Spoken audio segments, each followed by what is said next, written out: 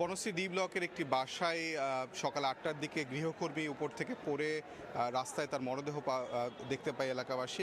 এর পরপরই আসলে এই উত্তপ্ত এলাকাবাসী এখানে যেই বাড়িটির সামনে, অর্থাৎ যেই বাড়ির দুটি গাড়িতে, গ্যারেজে রাখা দুটি গাড়ি সহ পুরো বাড়িতে আগুন ধরিয়ে দেওয়ার চেষ্টা করেন এবং যেটি দেখতে পাচ্ছেন যে এই উত্তপ্ত এলাকাবাসীর দুটি গাড়ি একদম পুড়ে মোটামুটি কয়লা হয়ে গেছে।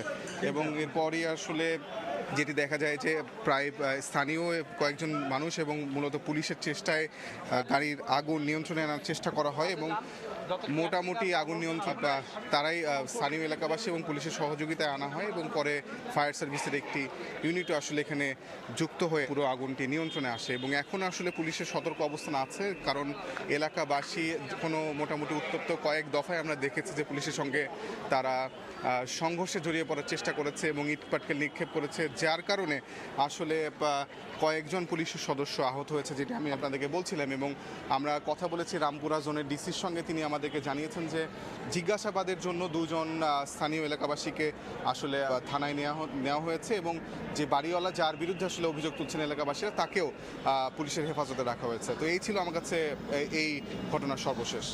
গৃহকর্মীর মৃত্যুর সবশেষ খবর জানতে সরাসরি ছিলাম বনশ্রীতে।